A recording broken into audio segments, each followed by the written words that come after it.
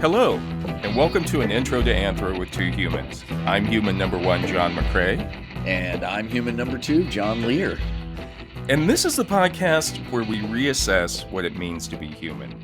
And the title of this episode is Wild Child in the City, The Perils of Being Feral. So, Wild child in the city. Oh shit! I just got a copyright infringement. Yeah. You'll have to go in later and take that out. Put in something in the public domain. You'll have to put it. Why is he singing that? It'll be green sleeves or something. But anyway, John, today we're going to talk about feral children. This is great. And historically, when you talk about feral children, you're talking about either children who grew up alone in the wild. Like Tarzan, right. The most famous. Right, which we will talk about. Or you talk about children that were raised by animals. Like, as well. The Jungle Book. Mowgli. Mowgli. Well. Yes. Right. And for most of our history, people have thought that these feral children were somehow miraculous. And nowadays, we know that there were probably some physical or mental impairments involved in these cases. Yes. And most likely some form of severe neglect or extreme neglect. Yeah, you think so? I mean, Jesus. Yeah. But for most of our history, people didn't really think about it that deeply. And in other words, 500 years ago, 400 years ago, if you saw a kid wandering around out in the woods by themselves, and if they didn't speak and they didn't want to be touched, people would usually go, okay, this has got to be a feral child. This is a feral child. Wow. And then from there, it was just people started wondering, well, how did they survive? How did they get by out there on their own?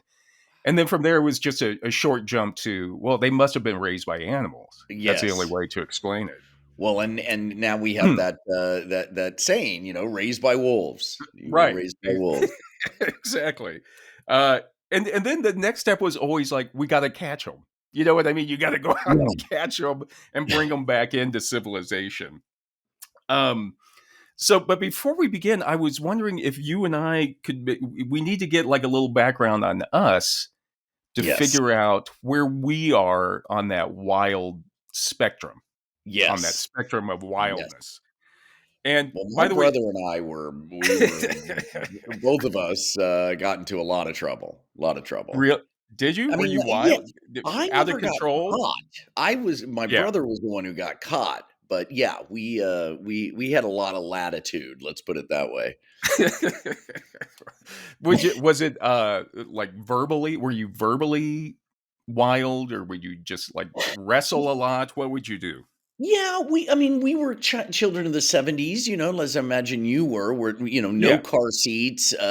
We were latchkey kids, meaning that our parents both work, so we would, have lots of time where we were unsupervised.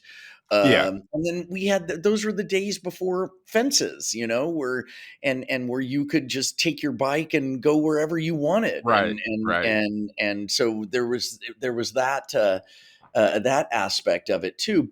And then you have things like fireworks. Like I tell my kids, like we used to have bottle rocket fights, or Roman candle fights and shoot. And my kids have nowhere close to that. Now, granted, they live in Los Angeles, which is, But we were shooting. I remember shooting Roman candles at my brother.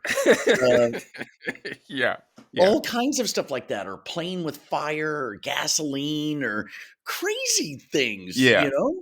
Dangerous things, ramps and jumping our bikes off of ramps, or go-karts at full speed down busy streets, or throwing water balloons at cars. I remember in high school, we would carefully open the garage door without making any noise. There was a way to do it. You had to have the touch. And then we would put my mom's Rabbit. She had a Volkswagen Rabbit, put it in neutral and push it out, and then push it down the street and start it at the bottom of the street. My brother at 16 was arrested. He rolled his Mustang He bought a Mustang and he rolled it off this highway, and they found him, an empty bottle of Jack Daniels, and a 26-year-old woman. Oh, no. And your brothers, I'm sure, David, I'm sure, got into trouble, Oh right? yeah, my brothers were wild as well. What was interesting is with my brothers and my siblings, because they were much older than me, I was kind of socialized to be older, to act older. Uh-huh. You know what Yeah. I mean? Uh, Yes. and so I didn't really get in a lot of trouble, like normal trouble about like, John, calm down, you're going out of control or whatever, because I was trying to be like 10 years older than I Right. actually was, you know. Right. Eventually my actual age caught up with the age I was trying, trying and then overpassed it. So now I'm still being immature.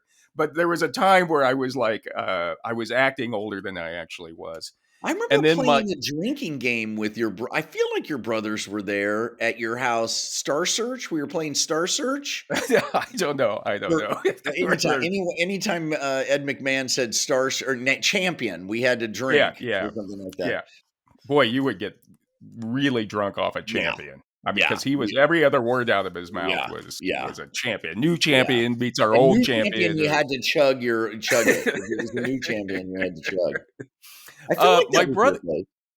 I don't know, but my brothers would. There was a time when they were like in their early 20s, and I was still pretty young at that point, like in, you know, 9 or 10 or something, and so they'd have to babysit me at that point. And they would take me to the bars with them because that's where Yeah. they were. Weren't going to let that, you know, babysitting stop them from going to the bar. So And that's where you became the foosball player that you are. yeah, pinball. I grew up playing like pool, pinball, all the bar games. But again, you can't have a crazy kid in a bar. You know what I mean? So I would always Right. try to be behaved in there. But nobody can beat you at foosball except maybe your brothers. I mean, you My are, brother's good. Yeah. yeah, you're a badass foosball player. But have you ever been around somebody who, for whatever reason, they're usually pretty reserved, but then you see them just like you take them out into a different context, and then they just lose their mind. They go Yeah. Oh, crazy. yes. Yeah. Well, I'm in recovery, because you know I've Yeah. been sober. We've both been sober a long time, but I don't know if you ever run into this in the recovery world where you run into Mormons. No. When Mormons go bad, the Yeah. stories they have is like Oh. insane, Yeah. insane. Yeah. I don't know Yeah. what it is about that culture, that subculture, but man, when they go out, whew, Yeah. Yeah. Years ago, I worked with a Mormon who was in recovery. And when he'd fall off the wagon, it was horrible. We were on a grounds crew, and they'd always put me in the truck with him because everybody knew, like, when he fell off the wagon, he was coming back twice as hard, you know, like, oh. So we'd be driving around on the grounds crew just listening to him, like, oh, pour out his ran. guts for me. Yeah. Yeah. Oh God. Yeah. I don't know what it is about that, but when they go bad, they go bad. Yeah, we had one where a friend of ours in Santa Fe, a wealthy woman, older, for some reason years ago, we decided to take her out, very reserved, decided to take her out to a haunted house attraction, you know, like at Halloween where you Right. go. And Right. so we took her Okay. down to Moriarty, New Mexico. And there's a bunch of people out there. It's huge. I mean, it's just crazy. They got all kinds of haunted mazes and haunted houses, Cool. and there's music. Yeah, it's really amazing. She went insane. She like lost her mind. She was like jumping around and singing and dancing and running around and touching people's face, like strangers, like running up to strangers and touching their faces. And Mary and I were both What? like, oh my God, what is going on? Like, it was just, it was so freeing to her, which It in one sense, triggered something deep and yeah. pagan inside her, and she just, Yeah. wow, We that's love it. really I mean, fascinating. yeah, it was great to see it, but it was also, you know, I thought I'm going to get in a fight. I'm going to get in a fight because Yeah, she's going somebody's up to gonna be like, complete strangers and tickling their faces and stuff. yeah, And you people don't were touch just like, people's faces. yeah, yeah, yeah. It was very strange. You don't even touch your lover's face until you know Yeah, you guys even know each other. You have to have years of wearing gloves with that before Yeah, that gets yeah. around. People don't like their Tongue to faces being touched. That was the hardest part about being the Geico caveman is that I had people touching my face for ooh, hours and hours, it just was like, ooh, God, ooh. stop it. Stop touching my face. Do you feel that did your parents give you guidance on how to behave in public or how to behave? Or I did they come mean, right out and say, not really. I mean, no, no, manners were not important to my mom. yeah, And I remember, my mother, was just she was too tired. She was too yeah, exhausted. My yeah, dad wasn't really in the picture, and my mom. I remember one time my brother and I at a grocery store, and I'm sure this is one of dozens, but this is just one that sticks in my head. Where I would put my brother in the grocery cart and yeah, then yeah, push it as fast as possible all over the place. I mean, yeah, really fast, yeah, crashing into stuff. I remember the look on my mother's face, which it was just heartbreaking, where she just looked yeah. at us and was just like, I want to be, I wish you were never born. She was just like, how did I get this hell, this Did she prison? try to pretend like you weren't her kids? Like every like, do you ever do She she did. would like, She yeah, did. yeah, She went on to another part. She knew she yeah. couldn't control us. When we were fighting, she would just push us in the backyard and lock the door.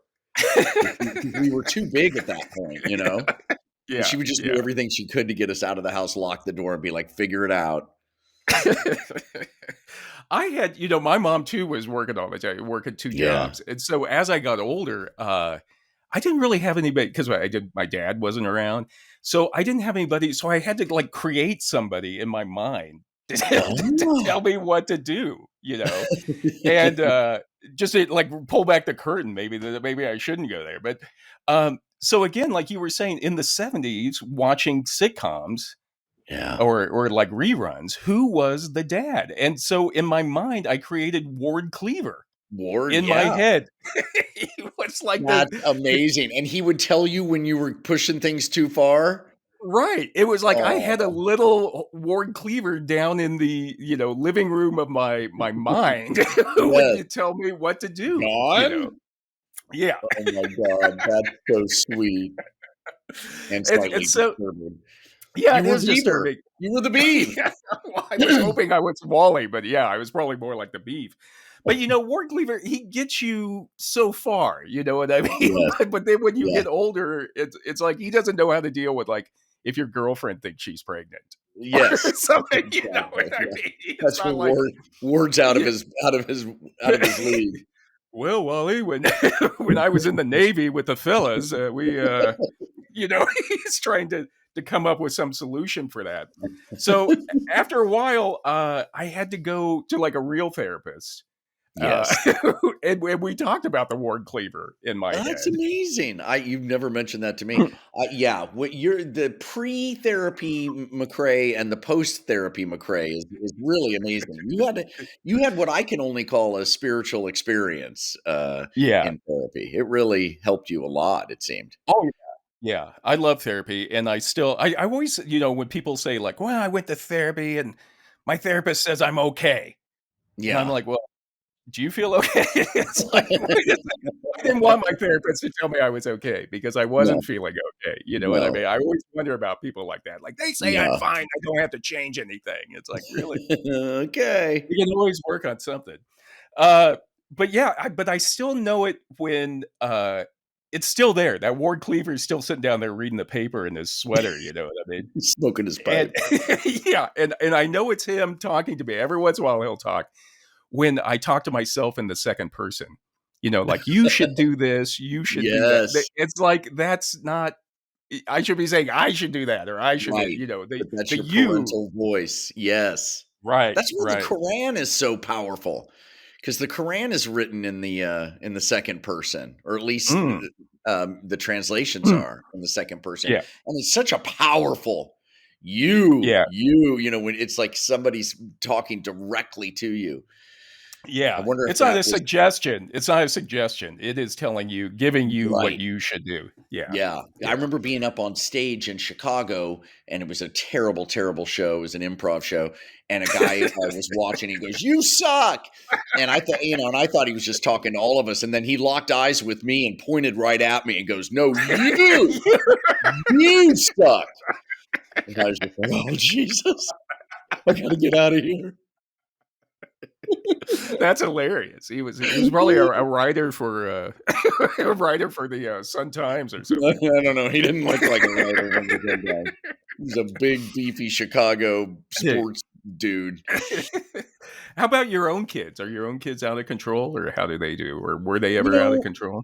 I mean, yes, they are. My daughter is like, she is such a good kid. I mean, she's like, but my son was feral basically, and in Yeah. fact, people called him Mowgli because he has because the Lears have sort of a Yeah. dark skin streak to us. It runs through like sort of olive skin, dark Irish, Yeah. black Irish kind of. So he had and people would confuse him for Latino or Asian Really? when he was younger. Yeah. Yeah. Yeah. And so he had this, but he never wore shoes. He didn't wear Yeah. shoes until kindergarten. Wow. So, and in Wow. LA, that's like Crazyville. But you know what? I think it had a lot to do with how good of an athlete he is.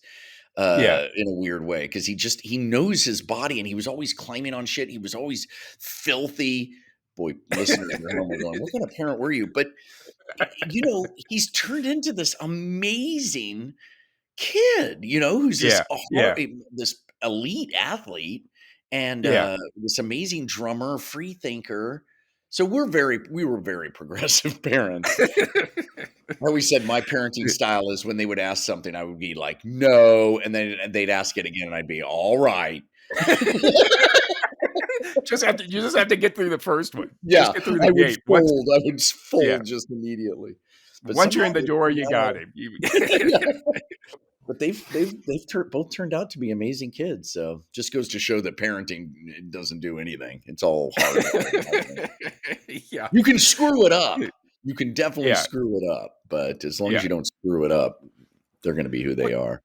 Well, that's the whole thing. I feel like, you or like you with your kids, or we definitely had humans around us to help guide us a little Right. bit. You know what Yes. I mean? Yes. But what if we didn't? What if we didn't have any humans around us at all when we were like just forming? You know what I mean? Just from So like our weird. first 3 years or 4 years. And that's kind of what we're talking about when examples of feral children, and people have studied them and tried to understand them, and usually it's to try to integrate them back into human society to help them reclaim their humanness. Mm, And again, it's like I don't even know what if there is a abstract or objective type of humanness, but that right. was the always idea, to try to bring them back into to being human. Civilization. Uh, Usually it meant religion, I'm sure. yeah, a little bit of Religion it. Yeah. and education. But the wild child or feral child or human child raised by animals is also a very popular character in myths and legends throughout history. Hmm. And Michael Newton, in his book Savage Girls and Wild Boys: A History of Feral Children, talks about a lot of those famous examples. For example, Moses. Moses Mm, was left in the river, so he's yes. Moses, feral child. Really? Wow. But he was discovered by but he was raised in the Pharaoh's temple, right? He was discovered Right. by I think it's the Pharaoh's sister? I can't pretty boy. pretty quickly. He was found pretty Yes. quickly, I Yeah. think. So in the movie, it's just like right around the corner or something like that. But he was at one point abandoned by his parents. True. True. Yeah. Mhm. There's also Semiramis, who was the founder of Babylon. Legend says she was raised by birds, by Ooh. doves, or sometimes pigeons. Sometimes they Wow. say, yeah. Ooh. Don't birds eat their food, throw it up, and put it in your mouth? I think so. Yeah, yeah. Oh, is that That'd how be my Cineramus grew up? that'd be my Oh, luck of being raised by like suckled by pigeons. ew. Just, There that was sound of this all of them guy I coming up. knew who went to Italy, and he did the Yeah. pigeon thing where he went out on and but you know how some people will put like bread in their mouth and the pigeons will come up and take it and Oh. stand on his head and all along his arms. And he got sick as a dog, and he was kind of surprised by it. I'm like, what the fuck? You had pigeons all over you. You had Disgusting. Of course you got sick. in your mouth. The pigeons in Ugh. your mouth. I'm like, do you lick doorknobs too? Yeah. Yeah.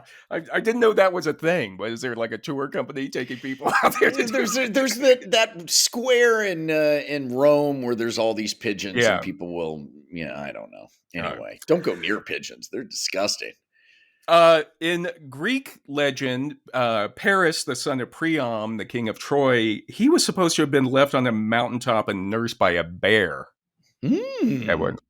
Boy, what do you do when the bear hibernates? Suddenly you got nothing for 6 months. Yeah. Wake up, I'm hungry. You better stock up. You got to stock up. At least a bear I could kind of see like would keep you warm in there. Like a bear would be like a big I mean, I don't know how much warmth you're getting off of a pigeon. You know what I mean? A pigeon had to. Yeah. Speaking of which, did you ever see that movie Grizzly Man? Did you see that movie about that guy? Well, the guy who was living with the bears and then was killed? Yeah. I never saw it. No, I never saw it. It's I read the book and also saw the movie by Werner Herzog, and I really felt for the guy. He had come out to LA wanting to be an actor, didn't work out like it doesn't work out for 99.9% of everybody. Yeah. Became an alcoholic and an addict, got sober, and then he got into going out and living with bears up in Alaska. So weird. How do you go from that to that? Where does that come from? I know. Where do you wake up and go, you know what? I want to live with grizzlies. Like one of the most dangerous planets. Should I live with grizzlies or sharks? Yeah. I guess I'll go with grizzlies. Jeez. You know how it is when you're getting clean, though. You're out of your mind. It actually makes total sense. You're absolutely right. That's what I mean. It was like everybody was like, "Why would he do it?" It's like he was getting sober in LA. Of course, he went up and lived with grizzlies. Yeah, he didn't know what the hell he was doing. You got a nipple ring? Masturbation. I got a nipple ring and masturbation. That was how I got through it. And coffee. He went and lived with grizzlies. Yeah, tomato. and then there's probably the most famous legendary children that were raised by animals, and that's Romulus and Remus of Rome. And they were two brothers in the 8th century BC in Rome, and they were supposed to have been raised by a she-wolf at that time. Yeah. And like in a lot of the legends of abandoned kids, the story goes that they were grandsons of a king, and the king was deposed, and so they were like abandoned in the Tiber River, left out to die, and a she-wolf found them. And the other part of the story, not a he-wolf, but a she-wolf. A she-wolf, yeah. I don't know how much work a he-wolf would do for you. But we know the pronouns from the get-go on the wolf. Yeah. And another part of the story is a woodpecker was also involved. A woodpecker would bring them wood to keep Why alive. would a woodpecker doesn't bring wood? Woodpecker pokes in holes in wood to get the insects. Yeah. I don't know. He's part of the story as well. You lost me with the woodpecker. I was with you with the she-wolf. Eventually, they were found by a shepherd named Faustulus, and they grew up to lead a band of outlaws. And they overthrew the guy who had overthrown their grandfather, and then they started to build the city of Rome, and then Romulus killed Remus in that old story. Yeah. That's a great story. That is a great story. The bad part of that story is once they got the they got the city of Rome together, they realized there was no women there. All those outlaws realized there were no women, so they went and Mhm. kidnapped a bunch of women from the Sabine tribe What? in Italy. Yeah, Jesus. and that's how they got the women to bring back to Rome. But if you notice, they say kidnap or abduction. There's a lot of paintings from the Renaissance that also talks about the rape of the Sabine women. So you get the Oh, idea that Jesus. maybe Okay. at that point it would have been okay to leave leave Romulus and Remus out there. Yeah. Yeah. The other thing that's kind of interesting is the term lupa in Latin means both prostitute and she wolf. And What? when they told the story of the being suckled by a lupa, it Mm. could have been wolf or prostitute. Mm. What was more like shocking to Romans was to be suckled by a she wolf rather than a prostitute. Interesting. So yeah, um, but anyway, that's just something to think about. And there's a couple other points that Newton makes in his book. He says, and he's talking about the story of these children being raised by animals. And he says, when the infant's lips close upon the she wolf's teats, a transgressive mercy removes the harmful influence of a murderous culture. The moment is a second birth where death is expected, succor is given, and the children are miraculously born into the order of nature. Mm. So Yes, again, that makes sense. That's part of the myth is the right, coming right. is what are we without all of this artifice we've created? Right, right. And it's like by the animal accepting a human baby and raising it, Mm. again, it's like humans love second births. We love our Yes. second Love chance. You know what Yeah, I we mean? do. And so the animals, it's somehow that's the miracle. Somehow that's restoring the nature, the order of Mm. things by having an animal raise a human being Mm. and save them. And Newton says nature's mercy admonishes humanity's unnatural cruelty. Only a miracle of kindness can restore the imbalance created by human iniquity. And Mm. again, that's what we're talking about is that the animal protecting us uh, is miraculous. And we've always seen it as miraculous. Yes. Uh, and anyway, that's how people have always seen feral children throughout history. And somehow by surviving on their own, or even better, if they've been saved by animals, they have bridged the wild and civilized sides of our nature, the beast and the human. And, Which is and Tarzan. I'm just thinking Tarzan this whole right, time, you know? right. And actually, when I was reading that, I was thinking, if you look at it that way, then it becomes a psychological story. You know what I Yes. mean? Yes. It's id, ego, subconscious, conscious, kind of being brought together somehow. Well, it's like, you think of, like, Iron John, which was Yeah, the book about that launched the men's movement, in the, yeah, 70s and yeah, 80s maybe, but the story of Iron John is the classic story, which is you know, like Romulus and Remus, it's you're destined to become the king, but in yeah. order to become the king, you have to go through the ashes, go through this Right, right. transformative process. And a big part of the turning point is involves the wild man, the sage, the Yeah, hermit, yeah, yeah. you know, meeting with the who's somebody who is more nature than humanity, lives Right. in the mud or lives in the rock or the tree. Yeah, Yeah. yeah. That's it. That's it. That's Yeah, very similar, if not exactly the same as this. and it's only Um, through that you become cleansed in order to then take your rightful place. right, right. Just a quick story as an aside. We used to, when I worked for the Italian Tourist Board in Chicago, we had a plastic full size replica of a she wolf suckling two babies. Kidding! It's a famous statue, like old statue from the ancient times, called the Capitoline wolf. and it's a she-wolf, and there's 2 little babies underneath it, Romulus and suckling. Remus. Right, right. Wow. That's And crazy. yeah, but ours was plastic. It wasn't bronze. But we No. used to loan it out to people who were having Italian festivals, or for, if they were having parties. And so one time we had it, some guy came down, he owned an Italian restaurant in Chicago. He came down to pick it up because he wanted to use it. And I remember he backed in his little pickup into the loading dock, and we come walking out with this thing, and he just looked at it, and it's just like the teats are there, and he's just like, oh, Jesus Christ, look at the teats on that thing. And then he's like, like nobody's gonna eat my lasagna. Yeah. He's like, I got to drive across town with that thing, and it's and we're like, well, do you want us to take it back? He's like, no, I drove all the way down here. Go ahead and put it in the back. So we put it in the back of his truck and tie it down. And you see the she-wolf like nursing these 2 naked babies in the back of his truck. And then he drives out, and we go running upstairs just dying laughing to watch him out of the 10-story window as he's going down Michigan Avenue.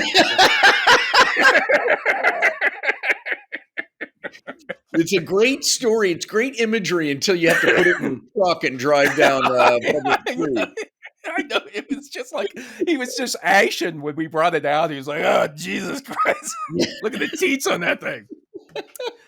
Yeah, it's interesting because, oh my God, yes. I just love that. There's a bestiality kind of quality to it where you're just like, Jesus. Yeah, it was. But anyway, as humans, I think we're still even fascinated by feral children, and you'll still find them in popular culture, like you mentioned. Mowgli. Mowgli. What about Mad Max? The kid who throws that weird feral kid who. Yeah. And then, of course, you get back to, you've already mentioned Tarzan, who's like probably the most famous feral child story in the world at this point. Yes. And he was originally written by Edgar Rice Burroughs in 1914, Tarzan of the Apes. It's the story of John Clayton, who's an English lord, and his wife Alice. And he's taken a job down in Africa, and on the way, there's a mutiny on the ship. And the mutineers actually like him because he had like helped out one of the mutineers. So instead of killing the Claytons, they maroon them in Africa, and they put all their things ashore with them at that point. Anyway, that's so not John really Clayton, marooning if you get your stuff too. I don't know. Usually, I always thought it was just like one pistol with one shot. But still, that's less of a maroon is when you're on your own. I think that's more of a drop off. Yeah. And here's your luggage. Well, you're not really marooning somebody if they have clean underwear. Did you like what was that one with Tom Hanks where he was with the volleyball? I wasn't a fan. I was really exhausted by it. Yeah. That was an another, incredible performance. I was just so aware of the acting the whole time. I was like, all right, get your Oscar, but I need to see a lightsaber or something. Yeah. Well, he's the only one out there. You gotta like forgive the guy for chewing up the scenery. Yeah. That was another one in therapy. I mean, it came out a very big metaphor for me. Yes, and so I'll save that. That'll be another thing. Okay, great. People are going to think I'm crazy at this point.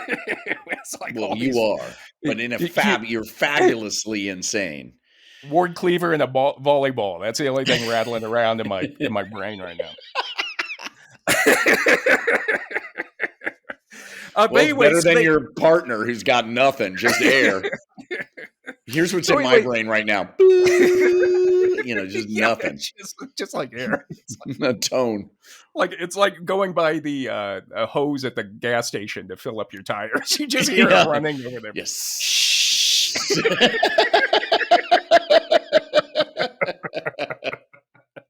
And here's something about the book. I mean, the Claytons, they're marooned there, and then they have a baby. They have a baby when they're there. So it's like, hey, I'm not going to stop having marooned spoil my fun. We're still going to have a baby when we're here. And then of course, she gets a fever, she dies, and then he's killed by one of the chimps.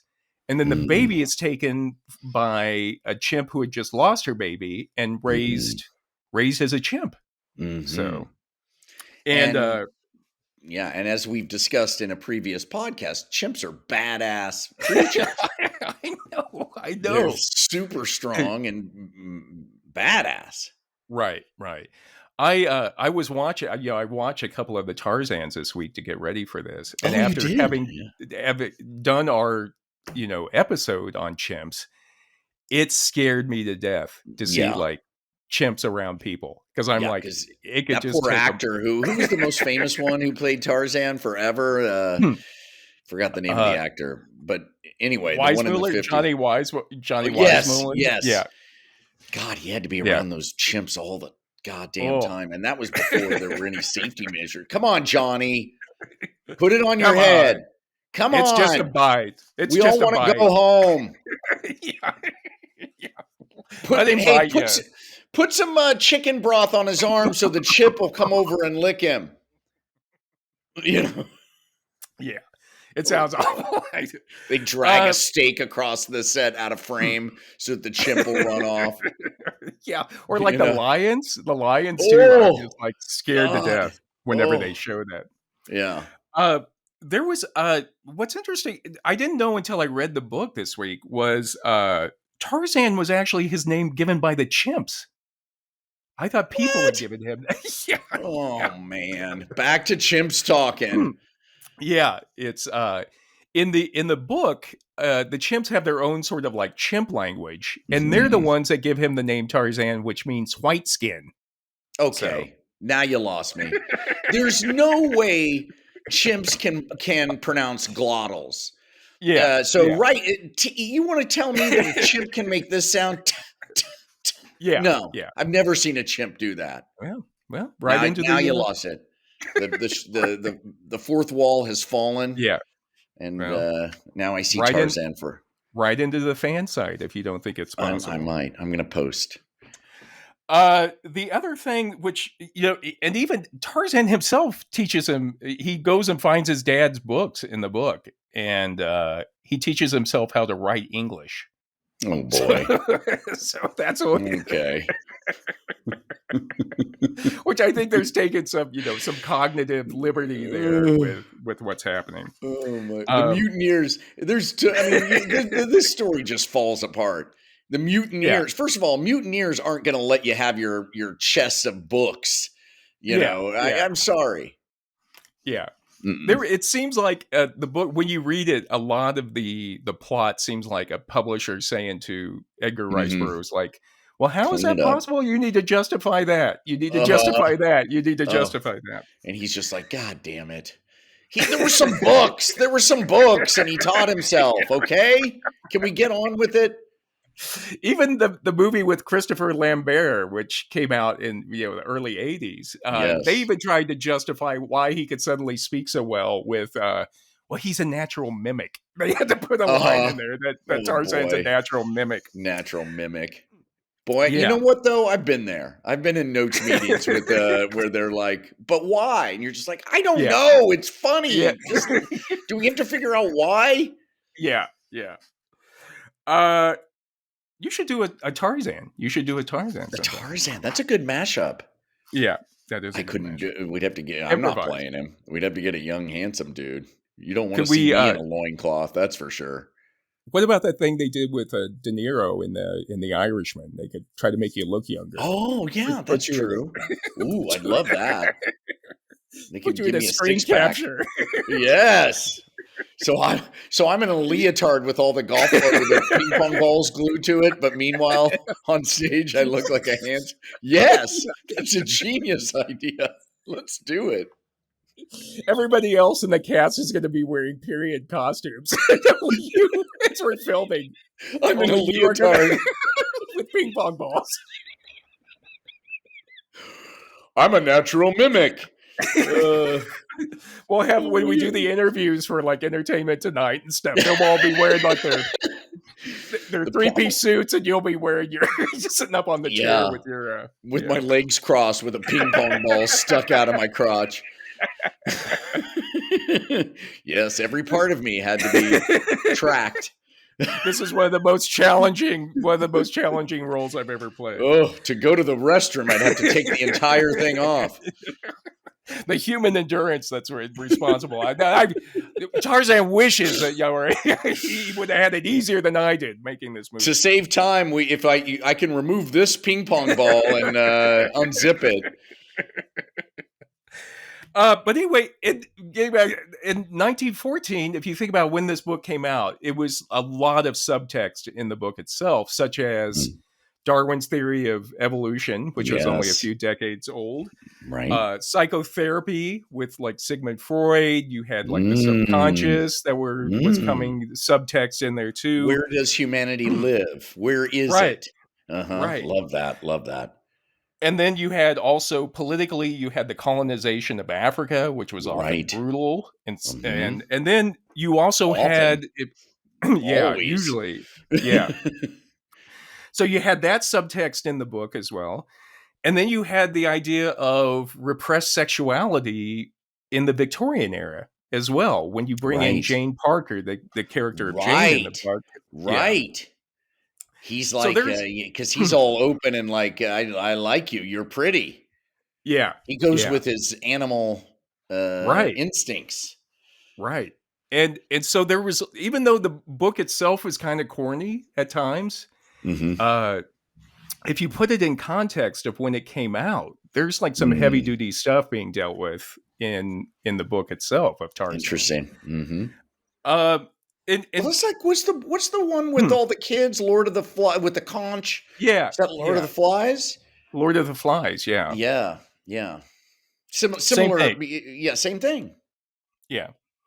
And Bram Witcherink, in his article Tarzan, the Untamed Image of the Perfect Savage, he talks about how popular Tarzan is, how people just embrace Tarzan. It's been translated into 56 languages. More than 15 million copies sold. I'd like a piece 80 of movies. That. 80? 80 movies between 1918 and 2008, which would be one. If you averaged it out, it would be one Tarzan movie a year for the last 100 years. Hey, McCray, we should bang out a Tarzan film. I don't get your leotard on. Get your leotard on. I'll get my golf balls or my ping pong balls Velcro to my suit. And there were also radio shows, television shows, animated cartoons, and then there's even a musical, a Tarzan musical by Phil Collins. Did the music for it. Phil Collins? The drummer? Yeah. He did the music. A musical of Tarzan? Those were some lean times. Yeah. Those are some lean times. It sounds a lot like I Can Feel It in the Air Tonight. Yeah. It's a lot of drums. A lot of drumming. Yeah. He's like, I can just see Phil Collins in the meeting. Like, what? Yeah, Phil, listen. All right. A lot of drumming. A lot of drumming. Stretch it out. I'm a drummer, so I can do that part.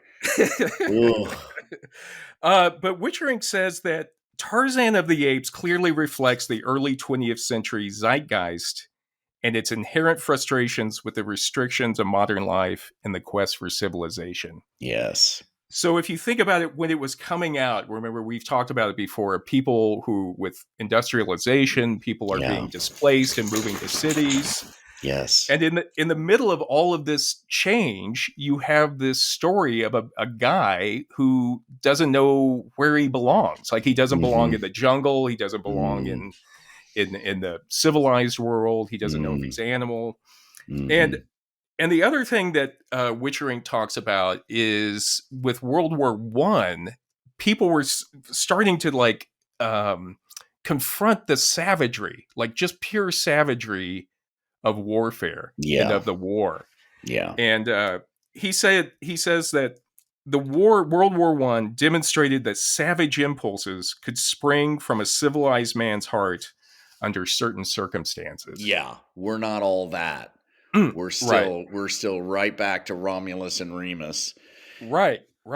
And the idea was, here it is where if the prior age had been the age of reason, it seemed at that time when that book came out that the 20th century was the age of savagery, of the age of being an animal almost. And Witcherink quotes Alan Barnard, who wrote that Tarzan came to symbolize, at a certain point, they tried to respond to that of like, how do we deal with this savagery?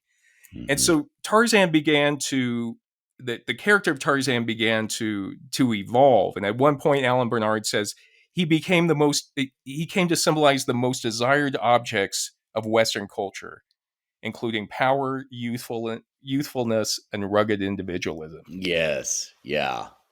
Yeah. He became a superhero. Right, Really. right. He is a Yeah. superhero. He's a Yeah, remember superhero. he flies around on the vines. He can talk to animals. And by And the way, RJ, that's really hard, those to do that with vines. You really got to set those vines up in advance. yeah, Because yeah, if you get all swung the way out there and there's no vine, what do? You just yeah. hang there. Just crawl down and then swim back to the shore and start Yeah, over. or walk. Just walk. Yeah, just walk down. It's always funny when whenever you see those movies. When you describe it in the book or in a cartoon, it really looks like you're flying through there on the vines. Right. You see an actor try to do that in real life. It's Yeah. it's pretty tedious. You know Right. what I mean? Well, he's 3 feet off the ground, first of all, because, but then you can always tell that there's a platform built just out of the camera's angle that he stops at. And then the next vine is kind of hung there ready for him. Yeah. Yeah. And then Witcherink quotes R.J. Rushdoony, who's also an author, who said, with his natural goodness and nobility, as well as his stance apart from civilization, Tarzan became a noble hero and a natural man. So that's what we're talking about. Yes. And again, you have Johnny Weissmuller. He's this noble Tarzan who fights Nazis and protects the jungle. You know what I mean? Yeah. Did you watch the TV show in the 60s with Ron Ely? Yes. I saw some episodes. I mean, but like we said at the beginning, we were both semi-feral, so the TV was all we had. We didn't have a she-wolf or chimpanzees to raise us. We had TV. We had Gilligan's Island. Yeah. Fortunately, we had Mr. Rogers. Leave It to Beaver. Remember Ron Ely's his Tarzan's like he was on the TV show. He was almost just like a park ranger. He was like a park ranger in his underwear. Yeah. And then also, there were movies that started to come out with Tarzan. They had always made movies, but remember in 1981 there was Tarzan of the Apes with Bo Derek and Michael O'Keefe. Boy, do I remember that one. Yikes! Remember. And again, Tarzan could be whatever you wanted Tarzan. You could mold Tarzan to be whatever you wanted to be. Whatever you wanted, yeah.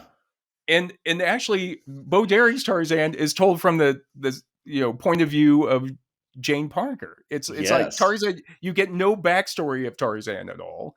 He just is. Yeah, he's just there.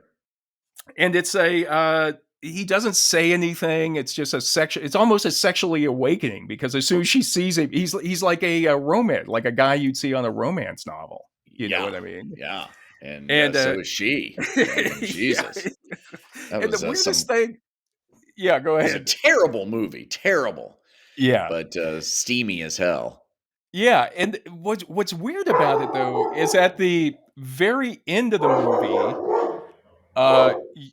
you have just Jane without her shirt on, Tarzan, and an orangutan in Africa. Why you would have an orangutan in Africa, I don't know. But you have them maroon too. Yeah. It also was raised by the chimps. But you have them just frolicking at the end of the movie. Like the three of them, like she's decided to stay with Tarzan and not wear a shirt. Not wear a shirt, and she and Tarzan wrestling with this orangutan. And maybe John Derek thought that was the metaphor for a woman's awakening. I don't know. I don't know if John Derek was thinking that clearly at the time. Yeah. I don't think he was thinking about much. There was a lot of blow going around on movie sets at that time. Yeah, it's a strange movie. It's a very strange movie. And then in '83, you had Greystoke. Remember, this one tried to be a little more serious. Greystoke, The Yes. Legend of Tarzan, Lord of the Apes. Yes. Yes. And that one tried to like show his backstory, the struggle between being an animal and being human. Andy McDowell's first movie in that one. Oh my God. She played Yeah. Jane? She played Jane, yeah. And what was sad about that one is because of her accent, her southern accent, they had Glenn Close dub her dialogue. No. Yeah, yeah, Oh. yeah. It was awful. It Why was. couldn't she have a southern accent? What's wrong with that? I don't know. She was She supposed. came from the colonies. Yeah, she Just was, and then re she was supposed to have come from the colonies, or they set it up that she was from America. Well, what the But hell? Give her yeah, Man, I don't know. They should have pushed back on that note. I know, I know. Yeah. So anyway, then you get to Rushduni says that Tarzan becomes a contemporary embodiment of Jean-Jacques Rousseau's myth of the noble savage. And here's where we're starting to get back down to it. Is that Rousseau's noble savage, Rousseau was a French philosopher in the 18th century, and he argued that before we had civilization, original humans existed in a natural state in harmony with nature. Mm-hmm. And it was only once we had civilization that we became corrupted.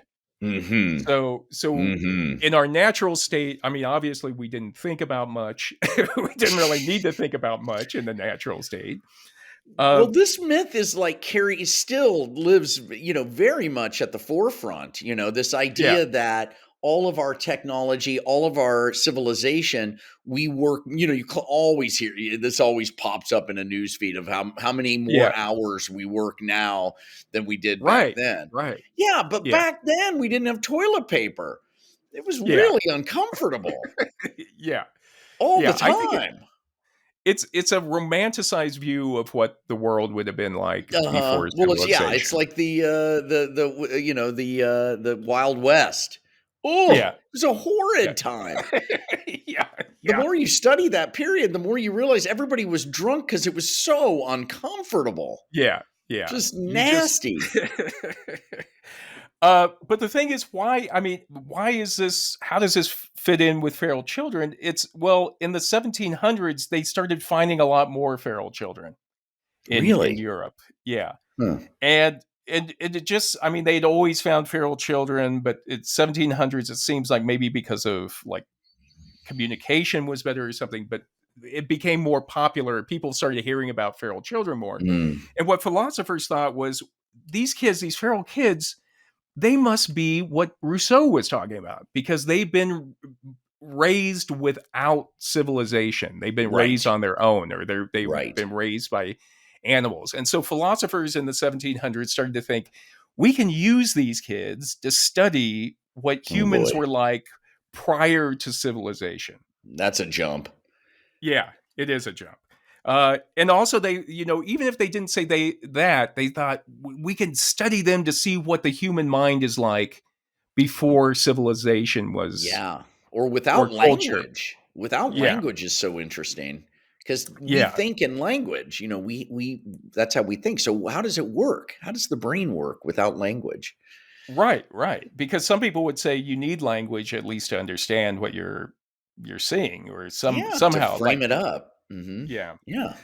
But they thought that these feral children that were being found in the 1700s, they thought they could also look at them to see the pure human mind. Okay. Now there's problems with that. There's problems with that thinking, But this was the Enlightenment. This was the Enlightenment. Right. So glass half full. Right. And if you look at even Carl Linnaeus, who's the guy who gave us the two name classification system for animals and plants, he actually classified wild or feral man as a separate species of human. Oh, Carl. Yeah. What? Yeah. And no. So in his classification system that he came out with, Mary McNeil, Edward Holloway, and David Smith say that Linnaeus labeled them Homo ferus, or wild man, to distinguish humans that had been raised apart from other men, or humans that have been raised by animals from humans that have been raised in society. Huh. So, Okay. so you have one of the preeminent naturalists of the time actually saying there's a separate species of humans called wild man, Homo Uh, ferus. yeah. I disagree. I know there's problems with it. There's problems, but Linnaeus, what he said, there were three things that distinct characteristics that set aside a wild man, a true wild man, and one was that they were tetropus, meaning that they walked on all fours. They were Mm. mutus, meaning that they didn't have language, Mm-hmm. and they were hirsutus, meaning that they were hairy. And Oh, yeah, Harry. yeah. And the thing is, usually what people, looking back on it, like researchers will say, like, yeah, most of the wild kids that were being found did walk on all fours or had trouble walking upright. And they also didn't have language, but they don't know where he came up with this idea of hairy, like how Harry. hairy came across. So you see, there's like some myth still being built into Yeah. the science at the time as well. Yeah, very much so. And then what Nancy Youssef in her article, Savage or Solitary, The Wild Child and Rousseau's Man of Nature, says that Linnaeus's classification of wild men represented a tantalizing and uncanny blurring of the conceptual line separating man and beast. So Uh-huh. again, Linnaeus, preeminent scholar at the time, has set it up to where we have like a half step in between humans and beasts, which would be the Homo Wow. ferus. Wow. Yeah. So, what were some of the most famous examples of wild children back in the 1700s? We'll talk about some of them. In the book, Feral Children and Clever Animals, Douglas Keith Candland tells the story of Wild Peter. And Wild Peter was captured naked in the woods near the town of Hameln in Hanover, Germany in 1724. Wow. And he looked like he was about 12 years old. He sat on his haunches and walked on all fours. He didn't like cooked foods and would eat only raw vegetables and grass. He would catch birds and eat them raw. He didn't like clothes. And he couldn't speak at the time as well. And again, when Wow. you hear that now, you're like, this is like a cognitive disability, or this is a Uh-huh. physical disability. But at the time, they were thinking that this is one of Rousseau's wild men, or Linnaeus's Yeah. wild men. Yeah. And Wow. nobody really thought to like verify his backstory, and he couldn't speak to tell them what his backstory was. So people just started it just from just legend or myth. People were saying, well, he must have been raised by bears, because how else could he have survived for this long? And to give you some other descriptions of Peter at the time, one of the writers said that in his first year of captivity, he ate enough food for two men. So he was hungry. When he had Yeah. been out there for so long, he was hungry. Well, okay. Yeah. And then he said he relished a glass of brandy. He liked the fire, but showed all of his life the most perfect indifference for money. So again, it makes sense, because if you're not brought up in that culture Yeah. of knowing what money is, then obviously you would think, what's the point of money? It doesn't mean anything. Well, yeah, and it's like a cat. The difference between a cat and a dog is a cat doesn't really need you. A cat Yeah. can leave and go hunt and survive, whereas a Yeah. dog is kind of screwed. And that's why cats are so amazing as pets, because they're like, yeah, I'll hang out with you. Right. Right. But I'm sure that is true for Peter too. Is like, why do I need money? I can always, Yeah. Yeah. it's worked out so far. Yeah. Yeah. I was, why'd you guys capture me? What I mean? Yeah, Or I so. can go get a bird and some grass. I'm fine. Jesus. The other thing that shocked people at the time was, and this is a lot of the feral children reports I read mentioned this. He had a complete indifference to women or the other sex. Like he had no interest in sex whatsoever. And this Which, is even as he became an adult. as he became an adult, yeah, they said he just Ugh. wasn't interested in it. Okay. Which again kind of makes you. I mean, if that's a common thing of feral children, then I think they took some liberty. At least Bo Derek's Tarzans took Yes. some liberty with it. That would have been a different movie, I think. Yes. Yeah. I don't know. Uh, and Candland says that the philosophers at the time thought that Peter could advance our knowledge of what is innate and what is acquired through experience. So again, they thought that he was what were we born with? We could look at what Peter was born with and what he had acquired through culture at the time. Um, and then also, what happens is it's strange that Peter, the king of England, was also the ruler of Hanover at the time. So Peter was sent to England to meet the king. Okay, so this Wow. wild boy was sent to England to meet the Jesus. king. Uh-huh. And again, that's something I found where it seemed like rich people at the time were really fascinated by these wild children that were, and usually Yes. would be their sponsor for them. But it always has that sense of like just an entertainment almost. Right.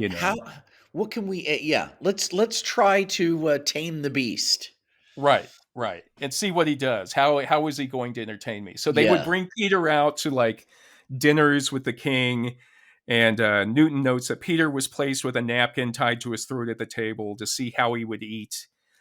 He had no notion of behavior or manners, but greedily took with his hands out of the dishes. He loved asparagus, and Who then doesn't? the other the other thing he would do, he would always pickpocket, because he would always try to take things from people. But Interesting. again, this is like, to me, doesn't sound like real science going on. This sounds like just No. an entertainment for Yeah, this somebody. is a Yeah, carnival. yeah. Jesus. uh, and then eventually he grew up. I mean, George the First died, and then people kind of got bored with Peter. It kind of like fell out of the public eye, and he was placed with a farmer outside of London, and he lived until 1785. So he was like in his 60s when he died. Oh, But he well, never he was he never spoke his entire life. huh. They said that you could give him little jobs to do, but if you didn't stay right with him, then he would turn around and undo the little job that you had given him to do. Uh, So again, to me, it always sounds like this is a yeah. cognitive issue. Yeah. Um, and then we come to in 1797, a wild boy was captured in France, in the Aveyron area of France. He was called the Wild Boy of Aveyron, and he was seen out in the woods again, naked, running around. They captured him. They tried to lock him up. He escaped and was loose again for like 15 months. And then they captured him again. He escaped again. Wow. Yeah. And then in 1800, they finally caught him. And, he was like 4.5 feet tall, naked, covered in scars, had a scar on his neck that people thought maybe somebody had tried to kill him. Huh. Um, he walked with an uneven gait. And at the time, people said he seemed like he was more animal than human at the time. Huh. And he was sent to Paris for medical inspection. And the doctors who reviewed him, and this was interesting to me, the doctors at the time even thought that he wasn't a wild man, like a separate species. Like there were even doctors at the time who were saying he's a human with severe mental Uh-huh. disabilities. Yeah. But Yeah. again, the story of being a wild man was already in Uh-huh. the public eye at that point. Right. Right. Yeah.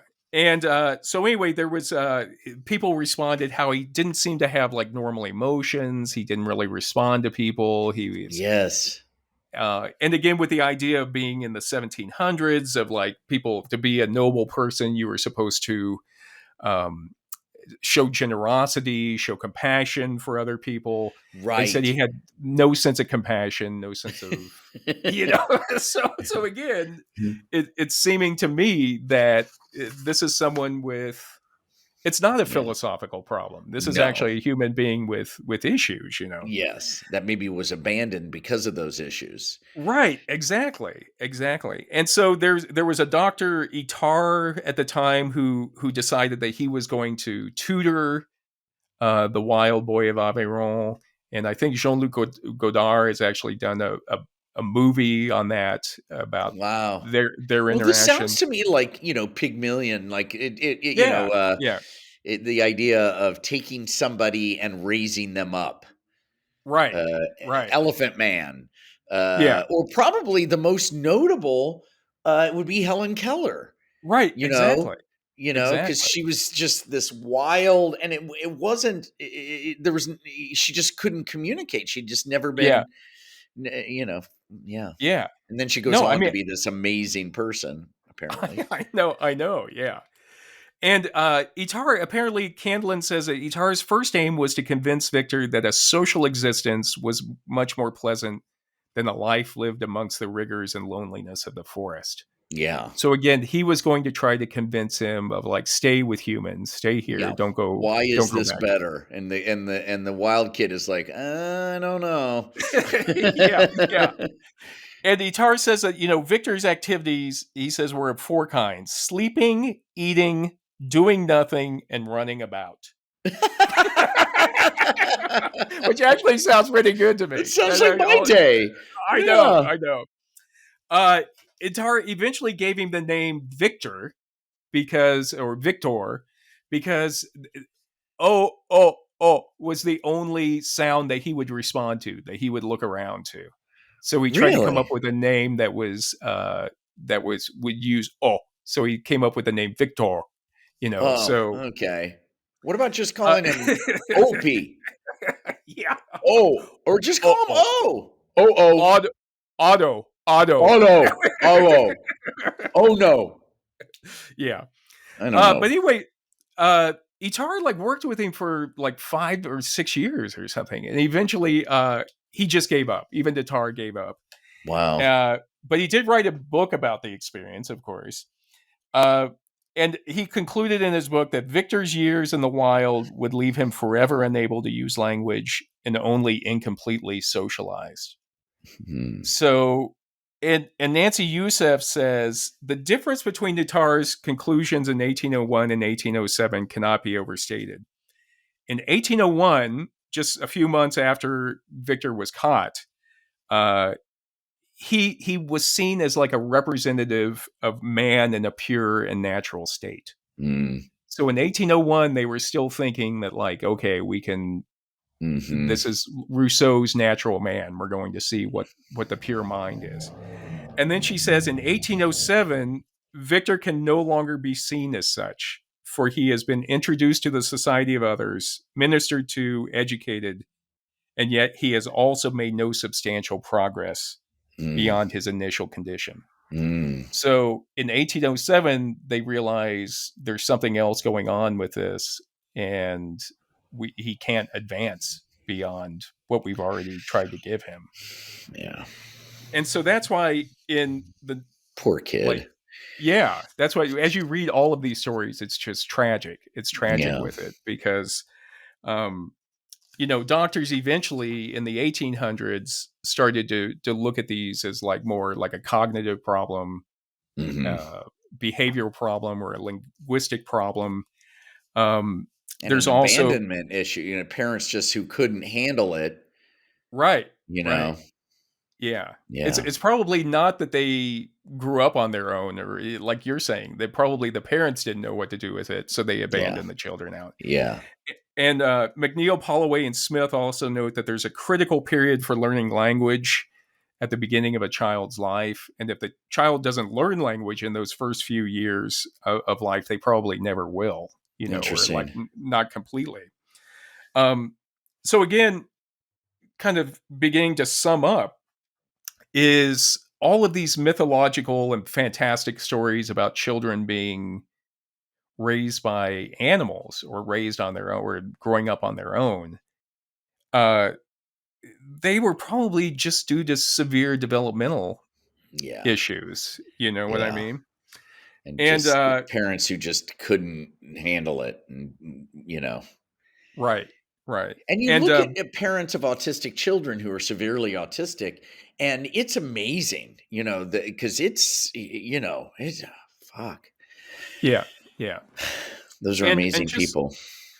And so Bruno Bettelheim, who's also a psychologist, he wrote an article in 1959 called "Feral Children and Autistic Children," and he was saying that that was his argument, was that a lot of these feral children from history were actually autistic children. Yeah, and sure but sounds he also, like it, doesn't it? yeah, I mean, there's cognitive. To me, it's not obviously not a separate species, but obviously. Cognitive and developmental problems going on. But Brudelheim says when he talked about feral children in the past, he said feral children seem to be produced not when wolves behave like mothers, but when mothers behave like non-humans. And so his argument was like this abandonment or like severe abuse of children when you're very young would lead to some of these cognitive problems. Blame it on the mother. Blame it on the mother. well, I think Frenchies. Yeah. Here we go. And he says the conclusion tentatively forced on us is that while there are no feral children, there are some very rare examples of human beings who become feral to one of their children. Yeah. Okay. Yeah. So, but it's more complex than that, isn't it? I mean, it's also like you're poor, you have no support. Your husband, I mean, Jesus, Yeah. But but I agree. It's these kids aren't raised by wolves. They're abandoned by parents who weren't capable. Yeah. Whew. Well, I wasn't meaning to end on such a downer, but I think it's fascinating, isn't it? It is. To think about it. So yes, and and the connection to this idea that we have to find our hairy side, the side of us that we have to, like it's such a deep rooted story for us. Call of the Wild, like all of the these ideas of returning to our better selves that are somehow connected to nature, because we're not that. We're astronauts. We've built this artifice where we're just walking around in spacesuits now. We're totally not natural. There's nothing natural about us. We go to the woods like we're going to a museum. We've been going out like taking our tent and our generators and everything is like returning to a natural state. But I think you're right. I think we still hold on to that. We still think that somehow civilization it's corrupted us and we need to get back to nature. And I think you still find it with people with like, because and I think the hard truth is there is no going back. It's too late. We blew it. That's over. We're now this other weird species that is disconnected from everything that is natural. Driving around. I got news for you. You should have done that 60,000 years ago. You should have gone off the grid then. It all comes back to the 2001 with the bones.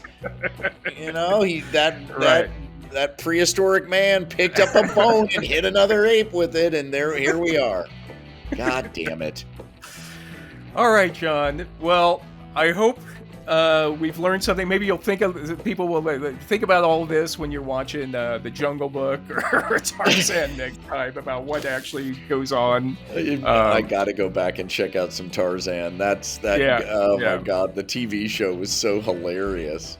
Or go see the musical. Go see Phil Collins' musical about it. I'm not a Phil Collins fan. I never was. I liked his one album. What was it? Face Value or something like that. That was like one album I really liked. Oh, really? Yeah. Was that his early one after they broke up? After Genesis broke up? I think so. Yeah. I think so. Yeah. He still had a little bit of it. Yeah.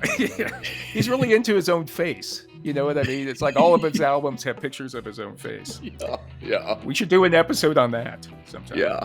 The face. What the face means. Narcissism. Love of self. All right. Well, thank you, everybody. This is human number 1 signing off. I just want to thank you for joining us. And human number 2, thanks for listening, everybody. Signing off. And if you found this podcast interesting, please tell a friend about it. And don't forget to check us out on Facebook and Instagram.